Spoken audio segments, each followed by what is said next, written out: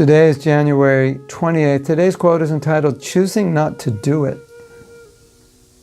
Rather than saying, "I can't overcome this obstacle," or "I can't do this or that," it is generally more accurate to say, "I choose not to do it." This gives you a more realistic view of your situation.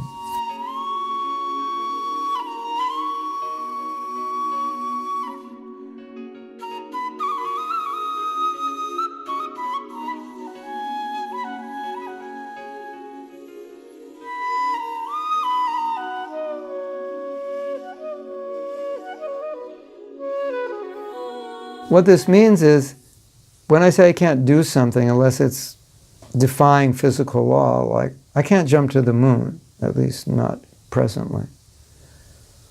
Okay, I can't do that. But there are many things I say that I can't do that I could do if I put my mind to it, but I'm afraid to do them, or I just believe that it's not possible, when in reality, I'm really choosing not to do them and not even starting to do them.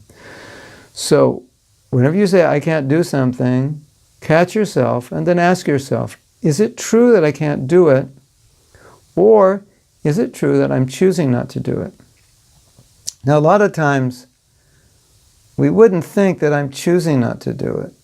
But when you think about it more deeply, if you could do it and you're not doing it, then you must be choosing not to do it. I mean, because you didn't choose to do it, then you must have chosen not to do it. And you think, well, I didn't really choose not to do it, I just didn't do it. Well, that means you didn't choose to do it, which must mean that somehow or other you chose, albeit unconsciously, not to do it. So at least if we think that way, then we can't say, "I can't do it," and then we deal with the reality. So what is the reality? Reality is I chose not to do it. Why is that important? Because then if you realize that you chose not to do it, obviously, then you realize, well, I guess I could choose to do it. I have free will. I've applied this concept to japa. Sometimes my japa is not good. And at that moment I stop and I say to myself, you know, right now, Mr. Mahatma, you can decide to chant better japa. So I would like to offer you this little tool, if you want to call it a tool. When your japa is not going well, address yourself Mr. or Mrs. Prabhu, Mr. or Mrs. Krishnadas, Govindadas, Govindadasi, whatever your name is. You know, if you make a decision right now to chant better japa, you can actually do it.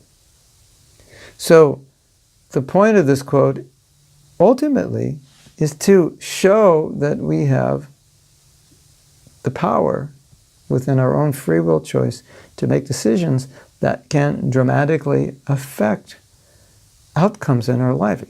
Simple as it may sound, think I can just say right now to myself that I can decide to chant better japa and that's going to change things? Yeah, it will. The only way you're going to know is if you try it. If you are convinced that you can do it, then it will make a difference. Yes, right now I'm going to focus on nothing but my japa. I'm going to put everything aside. This is what I'm going to do, and you realize, wow, that was easy. I made a choice, rather than say, I can't focus, I'm too busy, to this, to that. Don't go there, don't go with that, but say, no, even though I'm busy, this, that, and the next thing, I'm going to do it, and just do it. And although you're busy, you're going to be thinking of so many things, and you can tell yourself, but I don't have to think of those things. I can decide not to think of those things. Krishna has given us free will. It's such a valuable asset for going back to Godhead. It's such a valuable asset for achieving Krishna consciousness, because we can decide not to be in Maya. Wow, that sounds simple. You can actually decide not to be in Maya. You can make a choice for Krishna over Maya. Yes, you can. There's nobody stopping you but you. No, Prabhu, it's Maya. No, it's not Maya, it's you. Maya only comes when you invite her. It's you. You're choosing to invite Maya. You're putting your hand up and saying, Maya, I'm over here, let's go. That's what's actually happening. May not seem like that's happening, but it is. So, Krishna has given us choice. It's powerful.